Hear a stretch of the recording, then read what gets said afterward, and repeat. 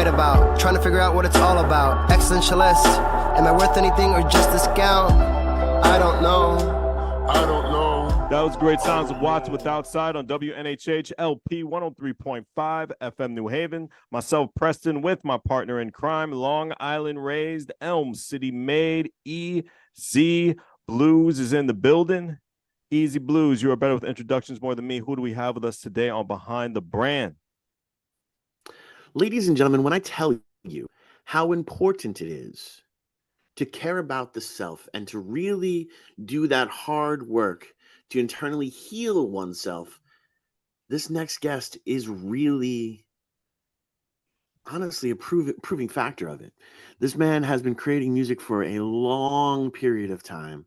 And not only that, but has grown and has dealt with the hardships and has been able to do it with such an incredible personality that it makes you just feel warm and fuzzy inside, even though he's talking about some of the hard truths.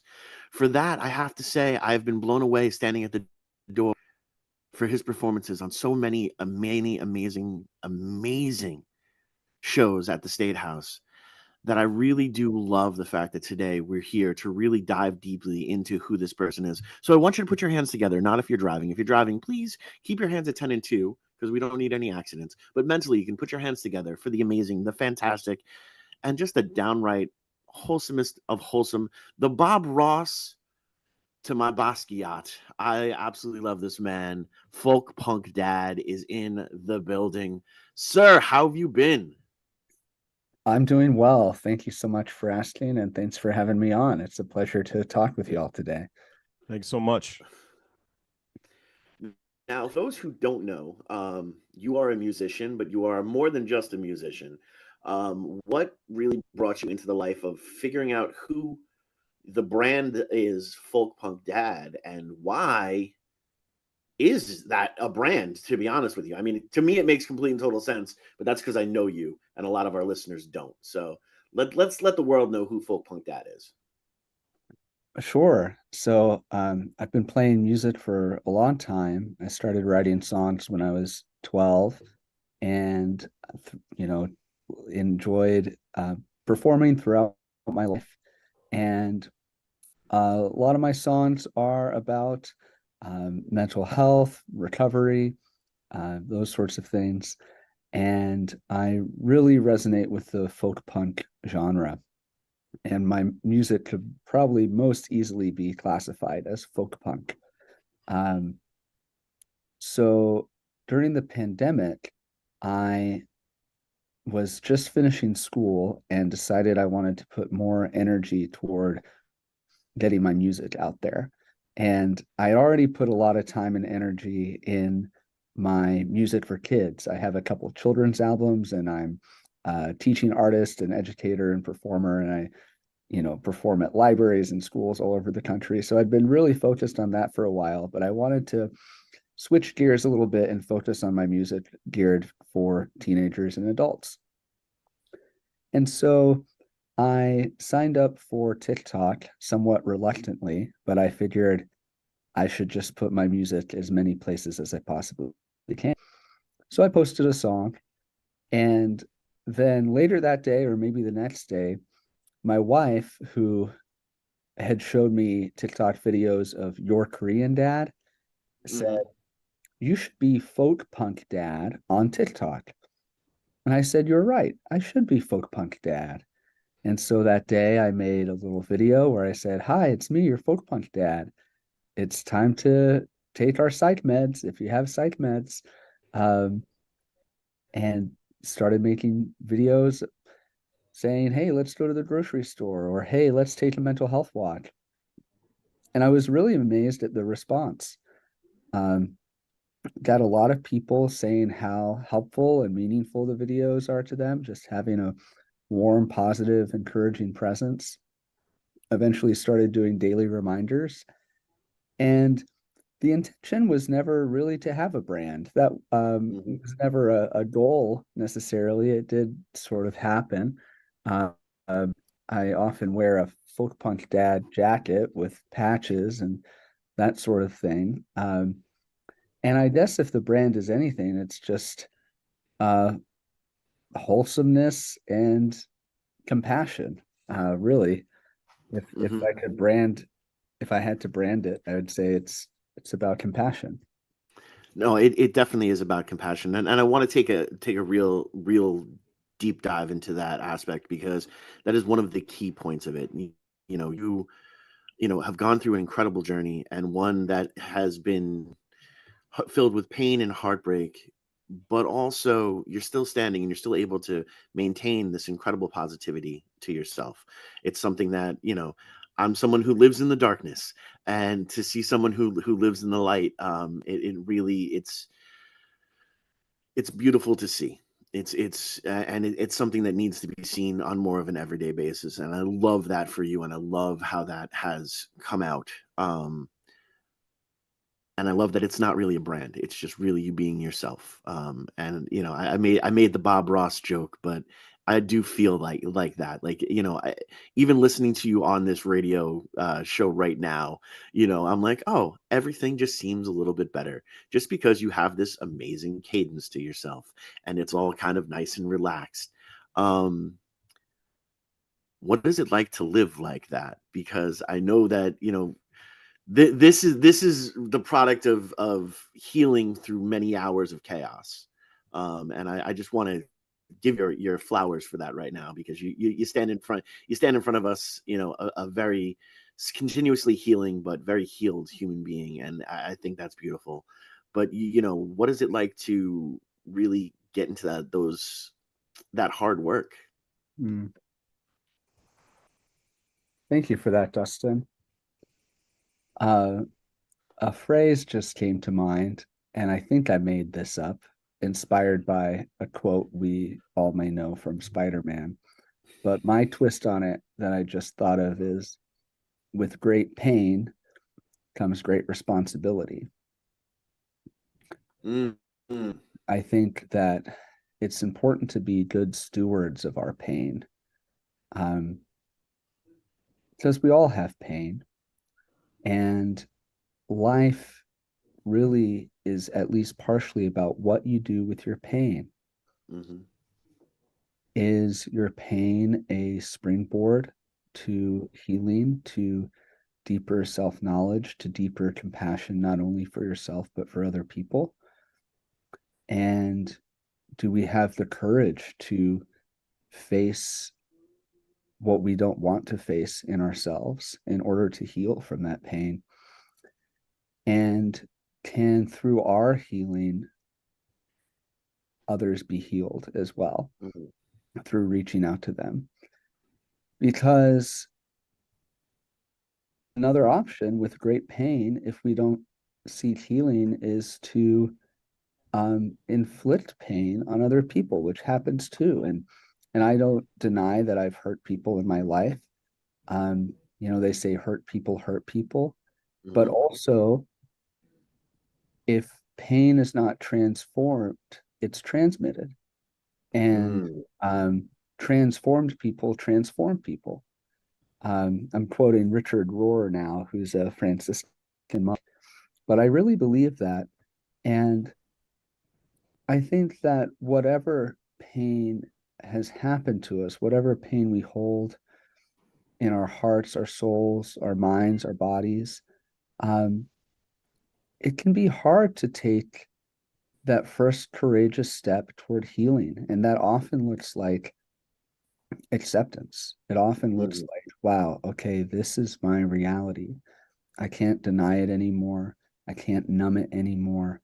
Fully accepting that, which is painful in itself, but it's also key toward that path toward healing, and just the willingness to ask for help and seek it out. It's easier said than done, but it's so important to do. No, it really is, and I don't know if I've actually ever put the words out there, but when I was hitting some darkness, it was really refreshing to see, and really needed to see your openness in your journey. It's something that allowed me to feel okay with going and seeking help myself. I know that that's not I know that that's the reason why you do things, is because the helping and the different type of aspect of it. But that's not where your initial, say, educational aspect comes from. What was it like to really understand that you were more than just what your degree states? You are more than just who the your accolades are stated to be. And I know that you're on this new part of this journey, in which is going with div school and different things like that. So Mhm. how did that all come about? Because a lot of people will take the education that you have and go right to whose line is it anyway. And you're going more to, like, whose heart is this anyway? Mhm. And why is it so important that it is in my hand and beating so beautifully? Mm. Yeah, thank you for that question, Dustin. Um, when I was in college, I studied theater and never really had aspirations to do professional theater. I was definitely interested in teaching. And at the same time, I had a lot of other interests too. And I took this senior capstone class where my professor said, "Okay, what's next?" Mhm. And I developed in that class what I call my three vocational values, which are youth and education, the arts, specifically theater and music, and spiritual community. And so in my path since then, I've often thought about, how am I um, using my gifts to either help build community or help educate or help people learn and grow or bring people joy, meaning, and healing through the arts Mhm. and having a lot of fun and playing all along the way. I've often been a very intuitive person. I've never had a 5-year plan or a 10-year plan. Um, and even when I think that I might, I am often surprised by uh, my higher power, who I call God, taking me in different directions. And Mhm. just, I've just fostered a willingness to listen to that inner voice that says, "Hey, I know you've got this other plan, but what if you applied to divinity school?" Right. And saying, "Okay, sure." And not really knowing what to expect when I got there or why I was going, but trusting that when I got there, I would figure it out. Hmm. And that's what I try to do. I try to trust that when I get there, I'll figure it out, which is pretty in line with my love of improvisation too.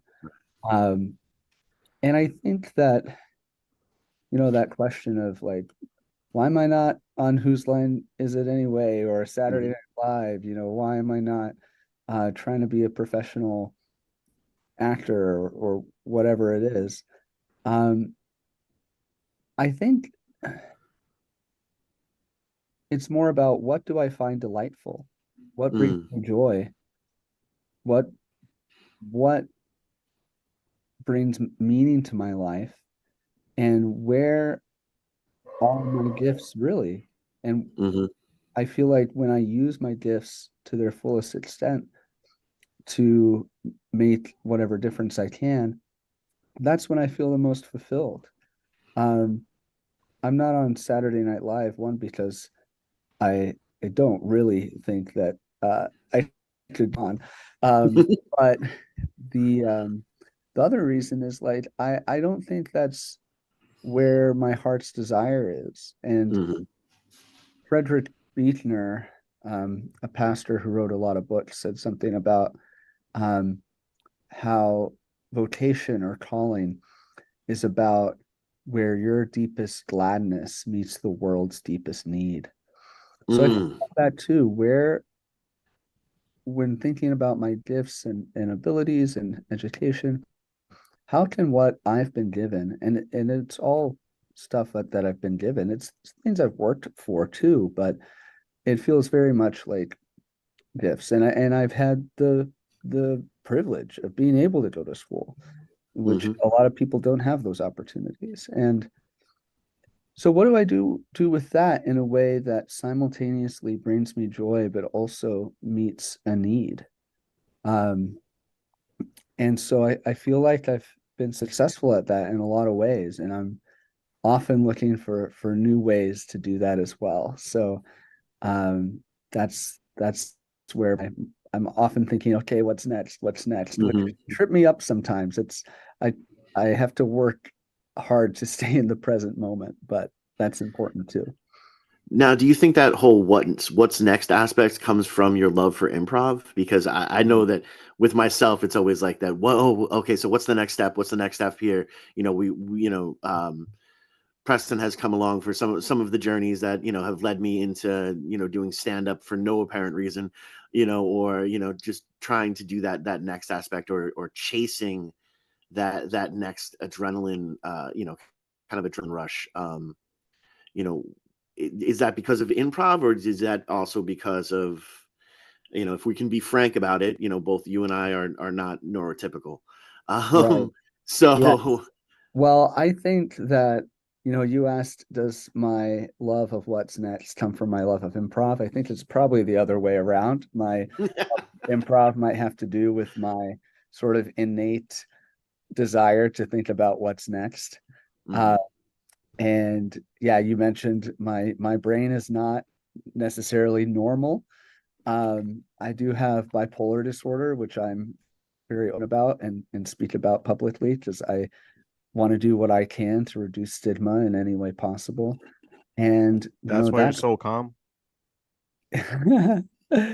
um yeah, that's why I'm so calm. I take medication and it helps me, Meditation's not for everyone, but it's for me. Mhm. Mm. And even recently I've been having some um bipolar hypomania Mhm. where, I've had more energy than I need, need less sleep, it's a weird experience to feel like your brain is like on fire, Mhm. and just like going. But I'm very grateful that, I have a psychiatrist that I work with who Mm. says, hey, if you start to cycle up into mania, you know, go up on your meds a little bit and see if that helps. So that's what I do. And I'm able to take things as needed and I'm able to manage it well. And it allows me to live a happy, normal life. I'm not happy all the time. No Right. one is. But I think because of the intensive work I've done, not just in therapy, but also in 12-step programs, I'm 11 years sober. Mm. Um, I Congratulations. thank you. Even in those moments that I'm feeling deep sadness or grief, um, underneath that, I still have an underlying hope and even joy. Um, and this last year was a hard year. I was at one of my lowest points in a long time, and um, it took me a while to figure out I wasn't doing well because I'm such a positive person. I'm like, oh, I'm good, I'm good. Oh, wait, I'm not good. And I was very fortunate to have, a lot of help with their therapy and psychiatry and support from my wife and my friends and family. Um, but I also had a spiritual experience, uh, Mhm. connected to music and improvisation, where I laid hands on myself and I improvised a sung prayer to God and to my dad, who died about 5 years ago, Mm. and asked for healing. And my depression was lifted that night. I wasn't cured of bipolar disorder, but that season of depression was lifted and it felt miraculous. I am so grateful to that I had therapy beforehand to sort of get all the tears out. And Mhm. it got me to a place where I was receptive and open to and had a deep desire for healing, Mhm. and a trust that it could happen. Um, and I'm not one of those people who thinks that we can just pray away our mental illness by any Right. means. Um, I don't think that experience would have happened to me without therapy and medication. And for me, recovery and spirituality and mental health and physical health, it's all integrated. It's all connected. And um, health in one area can lead to health in other area, and unhealthiness in one area can lead to unhealthiness in other areas. And I think one of the most important things about all of this is that we do it together. Mm, Our capitalistic culture really likes to isolate people and make them true. think they have to pull themselves up by their bootstraps, and that everyone should be self-sufficient. And if you're self-sufficient and can make millions of dollars, then that means you're successful. Um, but that's not the case. You can be a millionaire and be miserable. What Hmm. really matters is community, helping each other, relying on one another, and allowing ourselves to rely on one another. And it's through doing that that we find true sustainability and healing and hope and joy in community, and an antidote to loneliness, which is killing us right now. The Hmm. World Health Organization just declared loneliness a global issue. And um, it's definitely true in the United States, Global? and global loneliness, Global. global issue right now. Yeah, everywhere. And Continue. I think the pandemic, Shoot. the pandemic, of course, had a lot to do That's with it. crazy. All right. Yeah, so I'm Yeah. it's an issue, and yeah.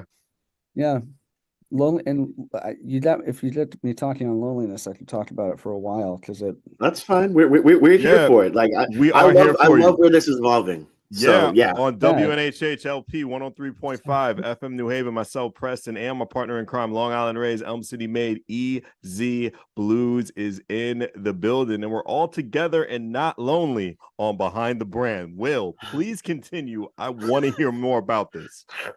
This is, totally. yeah. Yeah. So I've been doing some research on loneliness this Mm-hmm. semester, and one of the things that we've learned in my research group is that loneliness can come in many, many forms, and there are many different types of loneliness, and Yeah. not really one cause for it. Uh-huh. Uh, and a few of the different types, it can be categorized into psychological loneliness, like Mm-hmm. if that you're missing someone. It's a feeling deep within you, like a longing. It often has to do with a disconnection from yourself, because if you're not connected to yourself, if you don't have a relationship with yourself, how can you share yourself with another person? Mm-hmm. And Hmm. sharing ourselves with other people and being open and vulnerable is how we make those deep, lasting connections. There's also societal loneliness that can feel like exclusion from a group, or discrimination. Yeah. And then there's also existential loneliness, disconnected, disconnection from a higher purpose or a higher power or something beyond our normal understandings of the world, disconnection from a mystery or a spirituality. So those are just three types of loneliness, and Mm-hmm. I'm I'm interested in how can we address all of those. Yeah. Hmm. And I think one of the ways that I see to Uh-huh. do that is, you could call it arts-based faith community, or um, or faith-based arts community making. Hmm. But it's all about arts-based community making and spirituality. And how do you incorporate all of those? Because um, studies have shown that flow states can alleviate loneliness, and that connecting people through the arts and participatory arts can help with loneliness. Humor therapy can help with loneliness. Hmm. Nature walks can help with loneliness. And there are a lot of things that can help with loneliness that aren't necessarily just meeting new people. Mm-hmm. Because sometimes you go into a situation with a ton of new people and you just feel even more lonely because no one knows you and Yeah. you don't know them. Um, yeah. So one of the things I'm working on now is a project where I'm exploring if improv and musical improv can be an avenue for building spiritual community, alleviating loneliness, and propelling the participants toward engaging in social change and experiencing personal and communal transformation. So if anyone hearing this wants to get Wow. involved with that, let me know, because I'm trying to start something in New Haven. Nah, you already started something in my mind. It's crazy. And like, no, that totally just oh my goodness. I didn't need coffee. My God. Now when the holidays are coming up, a lot of social gatherings are coming up very soon. And do you come to this topic the most at this time of year? Because like a lot of people, have family but don't have family. A lot of people don't want to express themselves when it comes to this time of the year. They just want to like keep themselves in their room. Like, how many times had you had this conversation or open up to somebody during the Thanksgiving time, during the Christmas time? Heck, we even talk about Easter and like a lot of times where we gather with people we love the most, and we're talking about blood or not. Yeah, I think around this time is when find myself talking about loneliness a lot, and I myself talking to many people I know who don't have families to go home to for the holidays, and a lot of people assume everyone does. If you barely know a person, you say, hey, so what you doing for Christmas? You gonna see your parents? You don't know if they have a relationship with their parents or if they've ever even known their parents. Right. And I think our culture needs to be sensitive to that. My wife and I have been mentoring a young trans man who lives in the UK who reached out to us on TikTok, and he feels like chosen family now, and we've never even met in person. He reached out to us because he didn't have, he had the worst Christmas ever, Oh man. because he had no safe adults in his life, completely cut off from his family, and reached out to us, and we've been able to be there for him, and we have a really special relationship. And he's still struggling to find that in the UK with people who are there with him in person. And that's just one example of someone really close to me who, I wish I could be there for them in person. Yeah. That's just to touch on the complications of like loneliness and technology. And when I did a survey, almost most participants in the survey, this was on Instagram, said that social media both helped and hurt into loneliness. And I think that's the complicated world we're living in, because Zoom and social media can be amazing avenues for connection. Of course. I lead a creative arts 12-step meeting every week on Zoom, and there are people I feel very close to who I've never met in person, but every week we're sharing our art, we're being our authentic selves and really connect. So it's complicated because it can also atrophy our social skills, which I think is a problem, especially in younger people since the pandemic. Not having the practice of in-person social interaction can be detrimental. And I was agree. totally. I totally agree. Yeah, as I get older. Yeah. For sure. Yeah. I was interviewing people all about loneliness, and most of them wanted to text their answers instead of have a phone call. Well, yeah, no, but it's so true, because look, if we can be real and transparent for a minute. Let's go. I loneliness is something that I've suffered with, and that's one of the key things that kicks into my depression. And this is me. P, you've been out with me, man. It was that one time. It was that one time. It was crazy. And we were in a group with a lot of people, and he wanted to be away. He felt isolated. It was crazy. I can't explain that. I didn't know what was going on, but only he knew what was going on inside of his head. Yeah. So it was crazy just to be in that scenario. But go ahead, Easy. Go ahead. Well, and it's even those factors, when very similar to Will's journey, I had to realize how depressed I was because I put on this amazing, positive mask of, hey, well, it's just another day. Every day above ground is a great day. Let's go about, let's see what we can handle today. because I needed that to move forward, and other people needed to hear that from me. But really, when underneath, it's that Sam Kinison screaming constantly of that, why, and those different things that you have to learn to turn off. And if it wasn't for, honestly, if it wasn't for TikTok and social media and like Crazy Chris 88 and Folk Punk Dad, I don't think I would be as okay with being as honest with my mental health journey as I've been.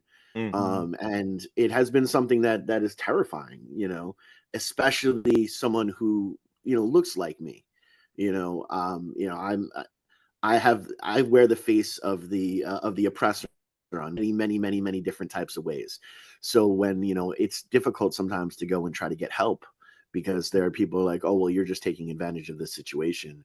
When in reality, I'm hurting just as bad, or in some points worse. And I just have to understand that my pain is also valid sometimes, but then you also have to know when to shush, because it's not about your pain in that moment. How do you navigate that? How do I navigate that? Yes. Yeah. Yeah. So I think you bring up a lot of really good points. I mentioned earlier that I'm a really privileged person. I'm a white man who's Christian and comes from a middle class background, and I'm cis and hetero, and the only sort of things that aren't privileged about me is my mental illness and history of addiction. And I think with privilege comes responsibility too. And like you mentioned, you gotta know when it's your time to take up space and your time not to take up space, and your time to use your privilege to amplify voices that have been silenced. And I think that is also a part of healing, because we're healing from a lot of things. We're healing from, depression or whatever mental health thing might be going on, or other thing.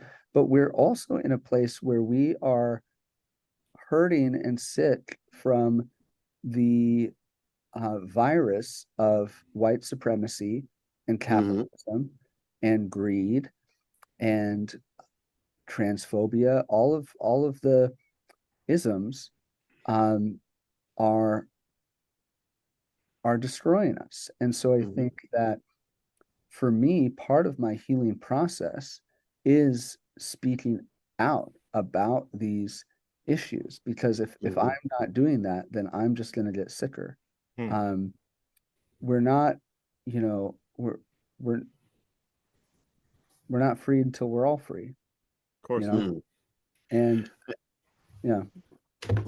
I have, unfortunately, capitalism also makes and runs a lot of the things that we do. And I actually have a wonderful marketing idea for you for a t-shirt. As keep your ism out of my community. You know what I mean? Because that, to me, it is those isms that are the death of community. It's the things that they want to separate us the more on. Then that is really where it divides us and doesn't allow us to come together for that community aspect of it, where we truly do need each other. And coming from me, that's a big thing, because I don't necessarily really enjoy engaging with people.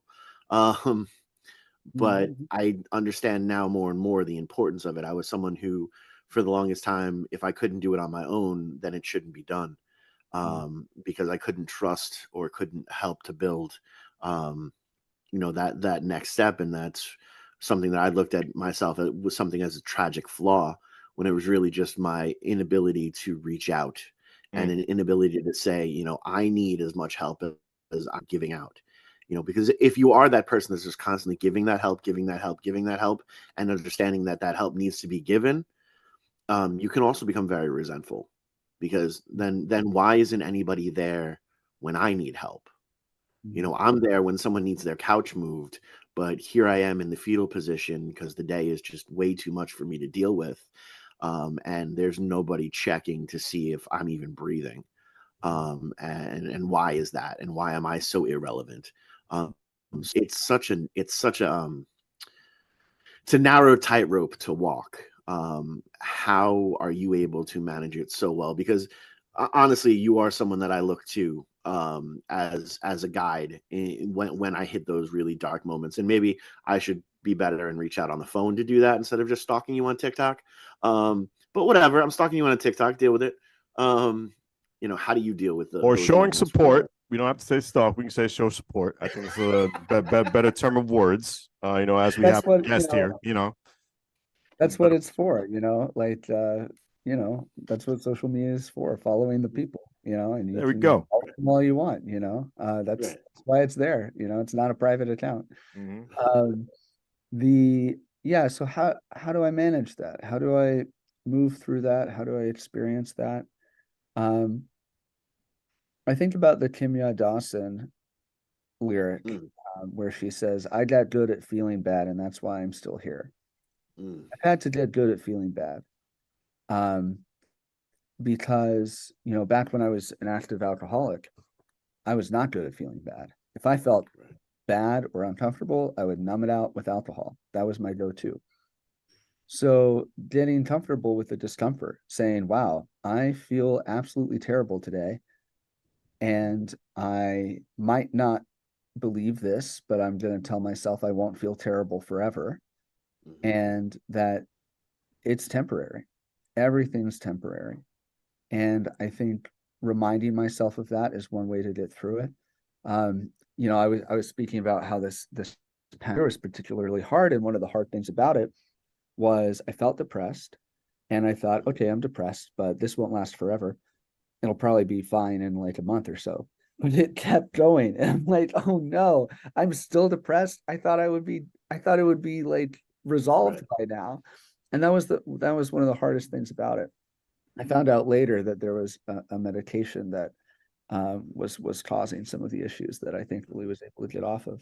Mm. But I think, yeah, my main answer to that is getting good at feeling bad, getting good at reaching out, getting comfortable with being vulnerable, which is a risk. It's hard to trust. It's hard to trust people. It's hard to trust yourself, but it's through trust of others and self, and Mhm. for some people, a higher power, that enables us to say, okay, I'm going to try something different. I'm going to try something new. I'm going to let this person help me. I'm going to let this person see me, let them hear how I'm doing. Mhm. And it's important to do that in safe spaces. It can be a balancing act to know, like, is this a person, and is this a time where I should share that? Because we don't want to be completely open with all people all the time, because I that's agree. not good for anyone. No, you're hitting the marks. You're Uh, hitting the marks for me yeah. personally. All right. Yeah.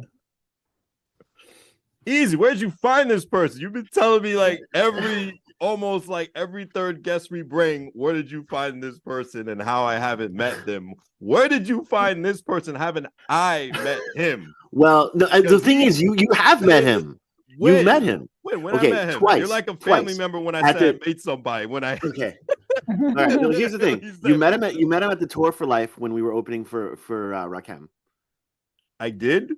Yes. There's like so many people there. He performed as well, and had Yeah. a booth that was dealing with the mental health aspect as Bro, well. there was so many booths.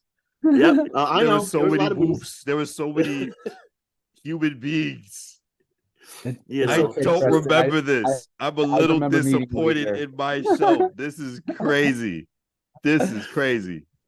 Well, first Yeah, of like, all, go ahead. I love this, because this is also I love when any one of our shows brings out the super like emotional, hyped up side of Preston, because I know that we've cracked into something that's beautiful, and I love it, and it just warms my heart with goodness.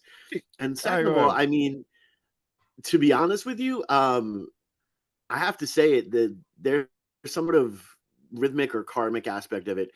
Will and I have been meant to talk and build and work together for a while.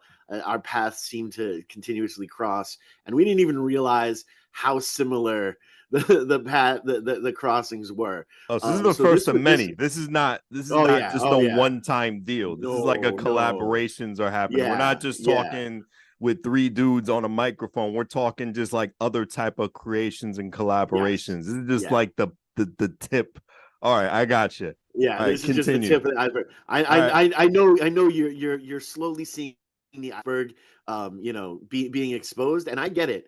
bro. I don't Just even know if understand it's that a there's still. glacier. You know what I'm saying? Oh, Because like he's hitting some gems right now that I've been thinking for like the longest time. The first gem was like you don't want to be entirely open to a therapist. I've been saying that to like the longest time. I thought I was like the only person to say this because like therapy is being promoted heavily, mhm. so heavy.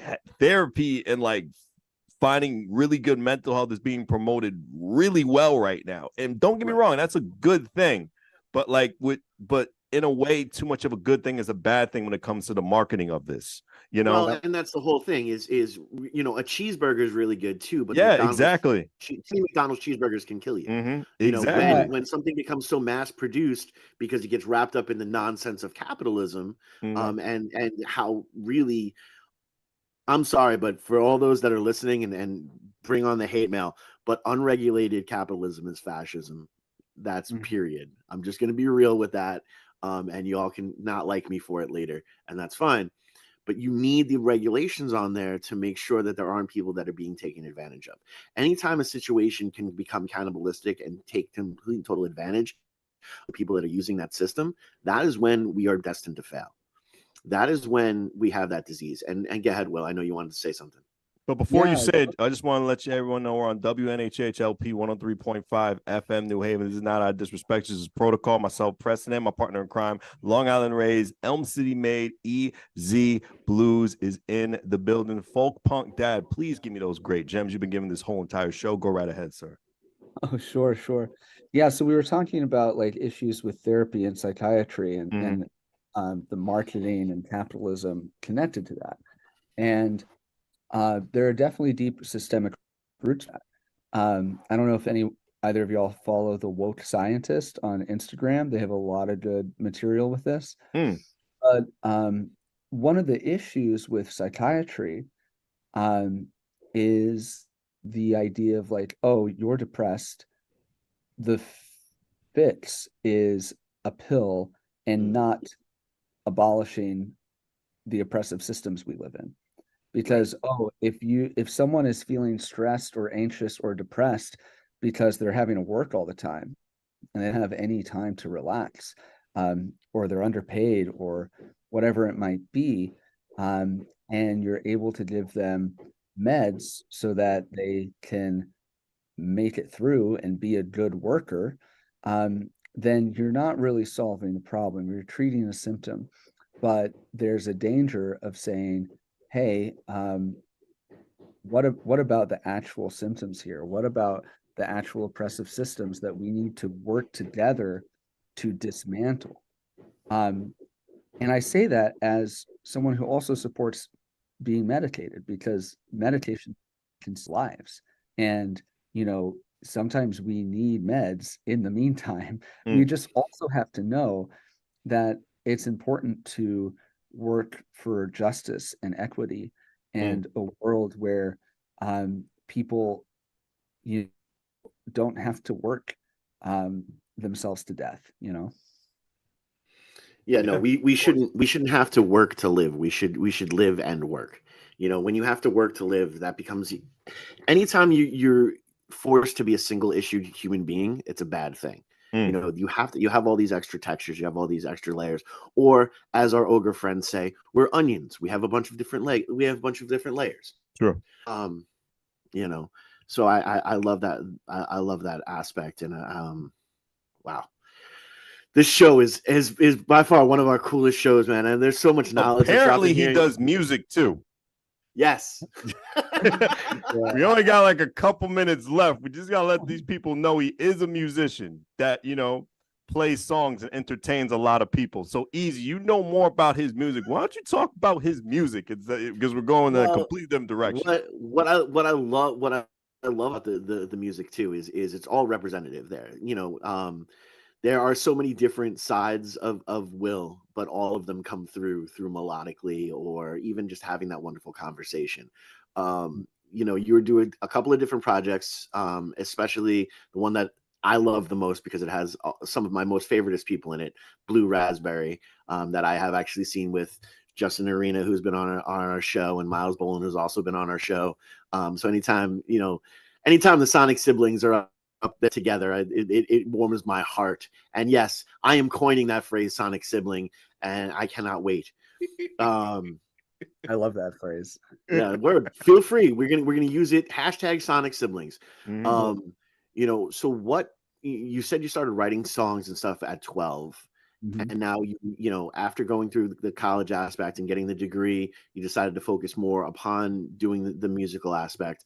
But as you're doing this musical aspect, you're growing through, and giving it more of the healing type of feel. But what brings you back to that guitar every time? What brings you back to that music every time? Yeah, what brings me back to it, I think, one of the things is guitar and writing songs has been one of the ways I um, navigate life and navigate my mental health, and in my lowest moments I pick up a guitar and I'll often sing an improvised song, which sometimes turns into an improvised prayer, and it does something. I discover things about myself when I write songs. If I don't really know what's going on in my head, Mhm. I'll try writing a song. Maybe I make it up as I go. Maybe I write down some lyrics, and it helps me kind of figure stuff out. And um, so that's one of the things that brings me back to it. It can also just be a joy, and it can just be fun too. So a lot, my music ends up being like silly children's songs, or it ends up being like about uh being a bipolar alcoholic. Sometimes I have kind of two extremes there. Um, Mhm. but the the other thing that brings me back to it is the community element and getting to share with others, hear their songs, share my songs, and connect on that level. So much of it to me is about connection with myself, with my higher power, with other people. And I think music is a beautiful way to do that. And looking forward to our next Blue Raspberry show is on Friday, December 1st at Never Ending Books, with Mm. Pop Vinyl and Lars and their Lilac Uke. And super excited for that show. We got some more stuff coming up in January. Going to do a little mini New England tour. So uh, Mhm. all that'll be on Folk Punk Dad, Instagram, etc. If folks want to check that out. But yeah, really just grateful for the opportunities to get to play music and that there are people that want to hear it. It's a special thing. Not only do you Nice. have that coming in January and different things like that, but also in January you're doing a seminar for like an improv class. And how can you Yeah. connect in that type of aspect? Oh, totally. Yeah. So I'm teaching a 6-week improv class, um, starting on January 27th. It's going to meet on Saturday afternoons at Never Ending Books. If anybody wants to sign up, email me, will@willparker.com, and would be happy to send a link. I think it's going to be really fun. It's an improv 101 class, but it's good for people of all levels of experience because I kind of have my own way of teaching it, where Mhm. I tie in elements of improv that are also elements of Mhm. love and Mm. how to build relationships and connections. So we talk about attentiveness, self-giving, trust, play, acceptance, risk, vulnerability. And we talk about how the skills that we're learning in improvisation can also apply to our lives. Mm. That's kind of the approach. And it's going to be a ton of fun if anyone wants to sign up. And I will be Okay. there. Wonderful. Thank you, Dustin. Oh yeah, I'm going. We're gonna have fun. We're gonna have Yeah, fun. great. We're gonna have a great time. You gave us a song. You gave us a song to play. I can't read the song because my computer's like a little bit messed up. But please tell us about the singer you gave to us to share to our audience before we play it for the radio, for everyone to enjoy your art. So we want to give this a little time to you. And also, after you do that, we always want to end the whole note for the interview with just give us a couple of stuff that you're grateful for. It could be life or personal or professional, your choice. Love it. Yeah. So did I send you My Brain Is Not a Part of My Heart? Is that the one I sent? I believe so. I believe that's did the I single. send something else? I'm pretty sure that's the one I sent, but I just wanted to double check. Just technology computer's a little fuzzy, but I'm gonna shut up. This is your time, not mine. Go ahead. Sure. So I sent in a Blue Raspberry song. This is a song that my wife and I co-wrote together. And we co-write all our songs actually. And a lot of our songs are about our mental illnesses. We both have funny brain stuff going on. And is that, Dustin, is it My Brain Is Not a Part of My Heart? No, it's Baseball Bat. Oh, okay, cool. Baseball Bat. I love this is one of my favorite songs, by the way. Ones. I just have to say. It is by far one of my favorite songs. Shifting gears entirely. So that's a bit about Blue Raspberry. Let's talk a little bit about this song Baseball Bat that I first produced with my band Junkyard Fort. This was my band from back in San Antonio. And also in the band with other recovered bipolar alcoholics. And we sing about life and trying to live life. And we've been called Compassion Corps and Punk Rock Mr. Rogers. And, it sort of feels like kids' music for adults. Kids' music is like teaching the ABCs. Junkyard Fort is teaching, how the heck do you deal with anger, which is good for kids. But we also say the F word a lot, so it's not really a project for kids. And so this song, Baseball Bat, it's about a lot of things, and I like for people to interpret it themselves. For me, it came from a place of feeling anger and wanting to figure out what to do with it. And so I wrote this song, and it's full of anger, but it's also full of love, and anger for not getting to see the people that you love. And it's one of my favorite parts of the song is I always try to get people to sing along if they want to sing along. And I think that's my favorite thing to do is just singing songs with other people all together. Amen. Amen. And I love when you do it, man. I love when you do it. Unfortunately, we are starting to the Apollo curtain. We want to give this opportunity to you right now. Tell everybody exactly how they can get in touch with you, how they can contact you, how they can support you in your journey, how they can sign up for the improv class. Please let them know. Yeah. So find me on Instagram and TikTok at folkpunkdad.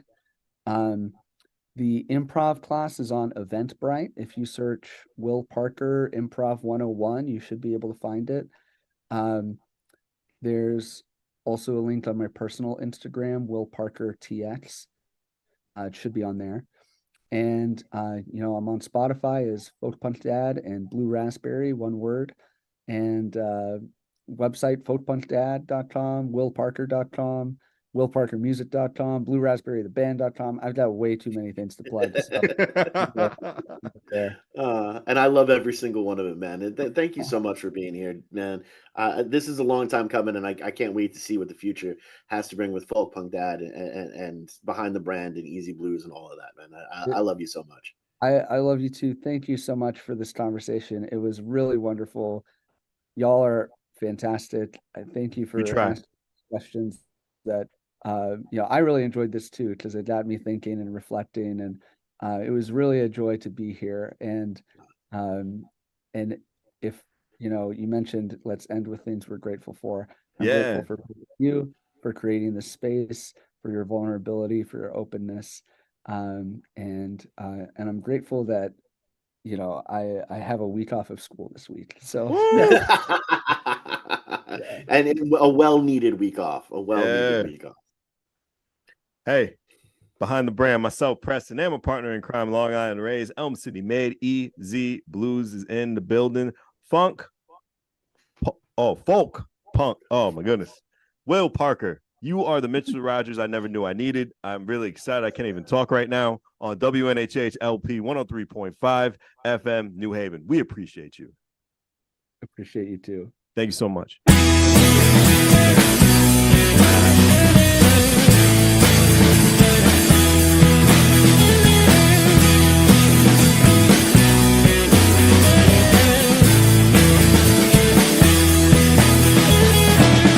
Face felt empty and hollow, like all the blood had drained out.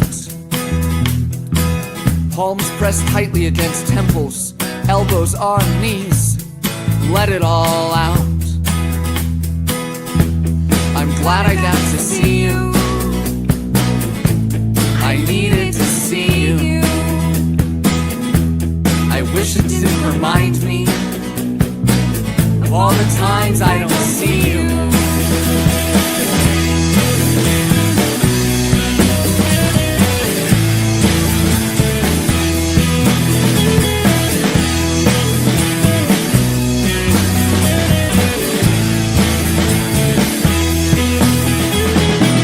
I know I don't have to say I'm sorry, but please forgive me. It might help me forgive myself. I know it's no one's fault, but I've got anger within me, and I could destroy a wall with a baseball bat, but I'd rather hug you till I don't want to do that.